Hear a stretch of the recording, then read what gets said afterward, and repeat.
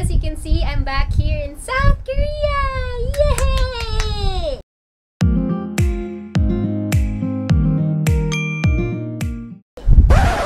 Charot. Joke lang. Ano lang yan. Green screen lang. Ay, ito. Nandito po ako. Nandito ako sa Bulacan. Nandito pa rin ako sa Pilipinas. And, wish lang natin talaga na makapag-travel ulit tayo and bumalik na sa dating normal. Hindi rin masabi kung kailan yun. Pero, naisip kong gawin tong content na to para future reference lang para sa mga gustong mag-travel. Mag-travel alone in South Korea. Dahil nga, second to the highest most viewed vlog na vlog ko, yung Alone in Seoul, naisip ko, why not mag-share ako sa inyo guys ng mga tips kung paano ako nakasurvive sa South Korea. Well, na-mention ko sa mga vlog ko, sa mga travel vlogs ko na hindi ako yung magastos na tao. Hanggat maaari gusto ko yung nagtitipid, gusto ko nakakatipid ako, parang nati-challenge ako pag maliit yung magagastos ko every travel ko. Itong mga tips na to ay para sa mga backpackers or mga practical na travelers at tipid tips para sa mga solo travelers. Tip number 1. Napansin ko dun sa vlog ko na Alone in Seoul na maraming nagtaka kung saan ako nagstay at napakamura ng hotel na pinagstayan ko. Yes, marami talagang cheap hotels sa Seoul. Akala ko rin dati mahal ang accommodation pero may maraming hotels na mura, practical, pero malinis at sulit na sulit. So far, mayroon akong pinagstayan na 2 hotel na sobrang affordable. First ay yung Cheonghae House. Around Myeongdong din siya and malapit siya dun sa isa sa mga favorite kong place kapag gusto nyo mag-food trip, Gwangjang-sijang. Yun isa sa mga unang pinuntahan ko sa Seoul nung unang visit ko. Gwangjang-sijang. 뭐라고요? 시장 means market. Market. And Gwangjang is what? 광장. It's a square market. Like Square plaza market. market. Lahat na paborito yung mga Korean street food na nakikita nyo sa mga Korean drama, andun sila at napakamura. Para siyang Divisoria, pero malinis version or safer version ng Divisoria. Maraming murang mga bilihin dun. Yung hotel na Cheonghae House, paglabas mo, Gwangjang-sijang na. Sobrang okay na place to stay.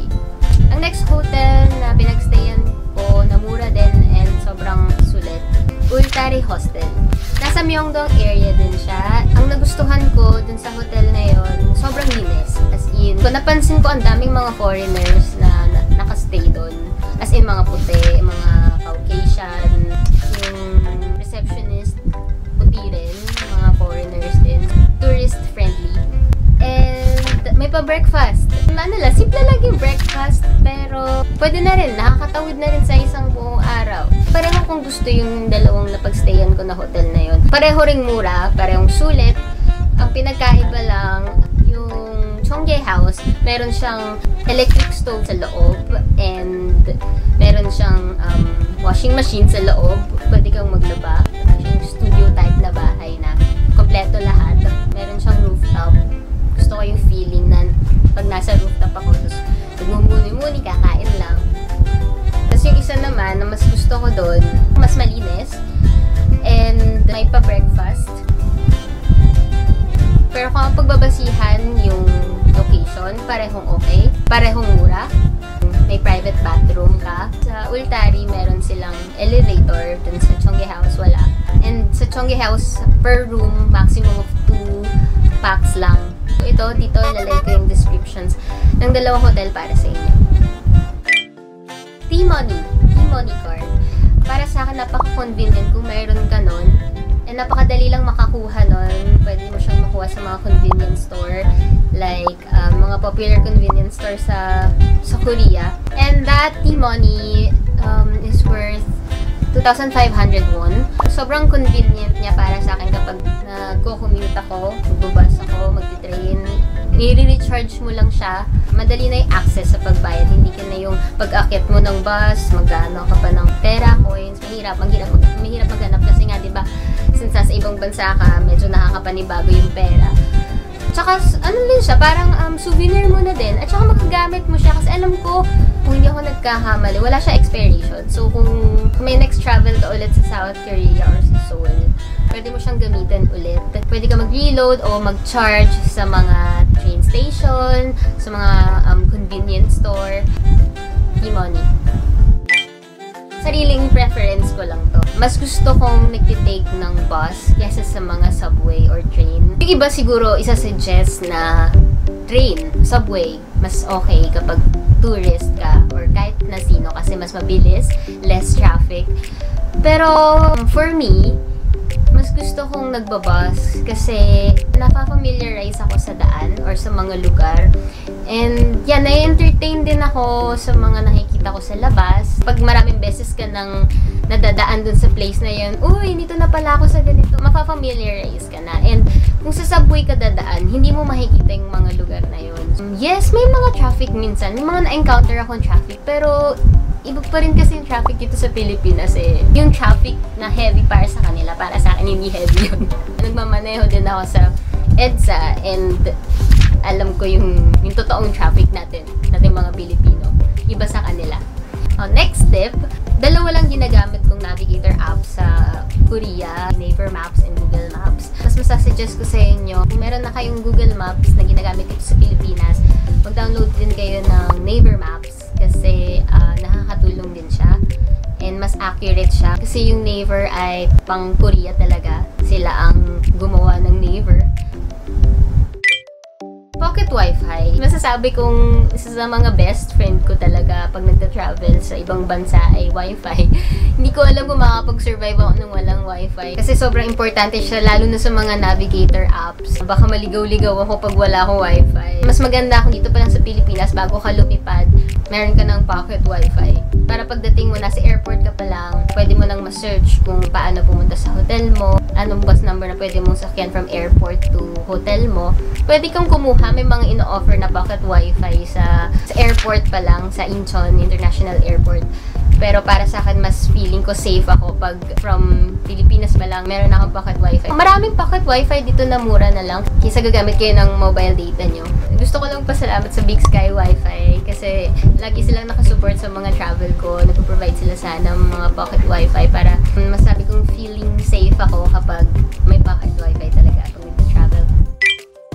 From airport, tapos pupunta kayo ng hotel nyo, kung magta-taxi kayo, hindi ko ma-advise mag-taxi. Though safe yon and convenient, pero meron din namang safe and medyo convenient na way. Para sa akin yung airport limousine bus. Kung ang hotel nyo ay nasa Seoul, pwede ka na niyang ibaba dun sa bus stop na pinakamalapit sa hotel mo. Ang worth lang ng bus na yon ay 10,000 won. Sobrang convenient na nun. Kasi one ride lang. Sobrang convenient pa nung seat mo. Nare-recline siya ng maayos. Makakatulog ka. Yun din ang pwede mong sakyan kapag from yung pinakamalapit na bus stop sa hotel mo to airport. Isang sakayan na lang. Malayo-layo rin kasi ang Incheon International Airport sa Seoul. Parang mga 40 minutes to 1 hour. So kung itataxi mo yun, medyo mahal. Gusto yung masulit ang pagpunta nyo sa Seoul or first time nyo sa Seoul, ang masasuggest kong minimum travel days ay sana minimum of 5 days. Kung meron kang 5 days, tatanggalin mo yung pagpunta mo, tapos yung pag-uwi mo, kasi wala, hindi mo na rin magpasyal yung mga araw na yun. So meron ka na 3 araw. Pero ang the best para sa akin, kung first time mo, 10 days to 2 weeks. Yun yung best na pwede mong masabi, ay, hindi bitin yung punta ko. Or pwedeng bitin pa rin, pero mas masasabi mong mas nag-enjoy ka and sulit. Kasi ang daming lugar na sobrang gandang puntahan. Malaki kasi sobrang malaki ang Seoul. Iba-iba yung na-offer ng Gangnam, ng Myeongdong, ng Hongdae, ng Itaewon. At marami pang ibang lugar na hindi mo magagawa ng ilang araw lang. Sayang naman yung punta mo kung isang lugar lang mapupuntahan mo, kung Gangnam lang, kung Myeongdong lang, di ba? Ako yung tipo ng turista na ayoko yung may time pressure. Gusto ko na i-enjoy ko yung bawat lugar na pinupuntahan ko. Ako Ako yung style na, ay, kapag nagandahan ako, stay muna ako dito, chill muna ako. Ayoko yung may pressure na, ay, wala na akong oras. Lalo na kung ang makukuha mo ay single entry visa. Sayang naman, diba? Mag-a-apply ka ulit. Lubos-lubusin mo na, diba? For me, kung marunong ka ng magbasa, magsulat ng Korean, better. Magiging mas komportable ka sa pag-travel mag-isa sa South Korea. And sobrang makakatulong kung meron kang translator app.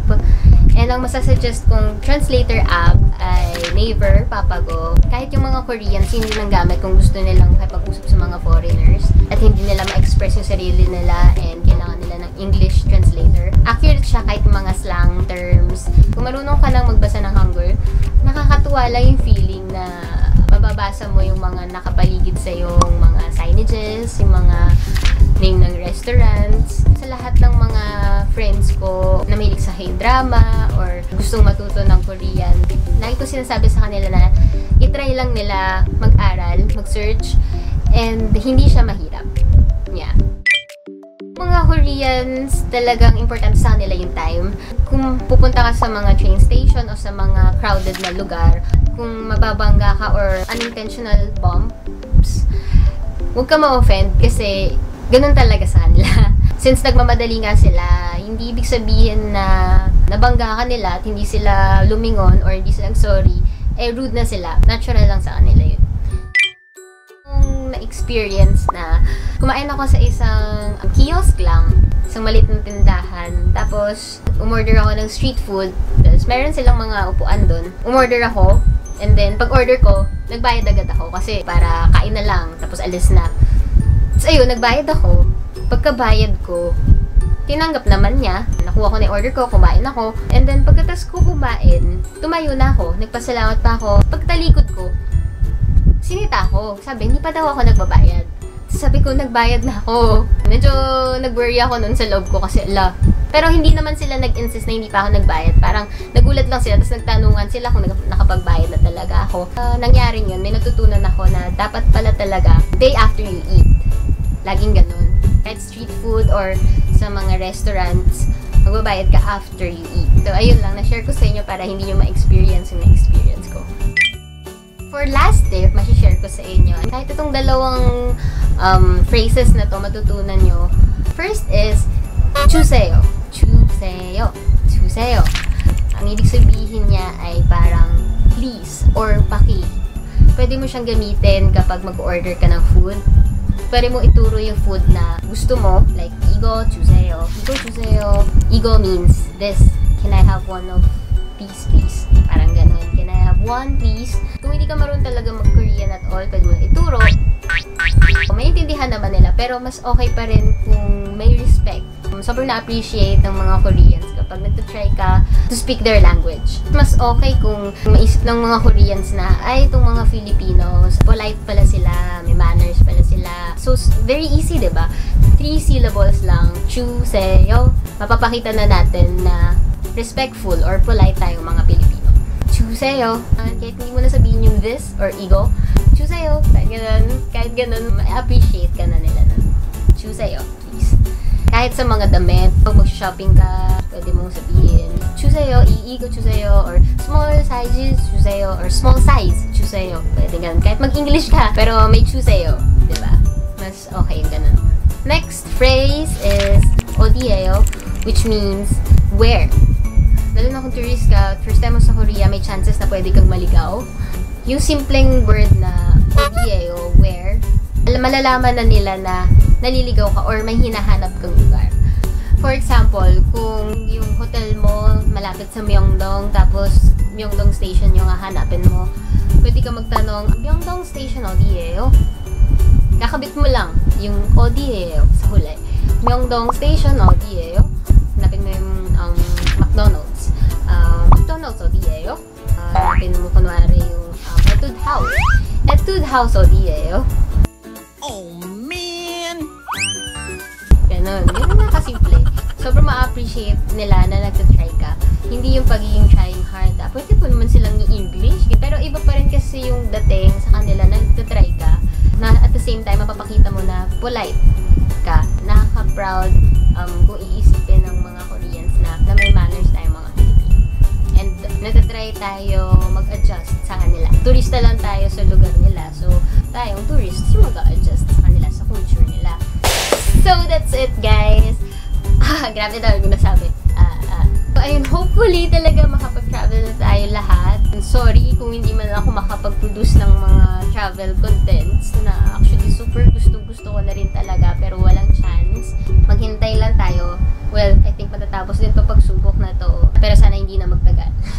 Sana yung mga napulot kayo, mga natutunan kayong tips, sana naging helpful tong vlog na to. Pwede nyo i-save tong vlog na to para kapag nag-decide na kayo pumunta ng South Korea or ng Seoul, pwede nyo panoorin ulit para ma-refresh or makatulong sa inyo. Stay positive and thank you for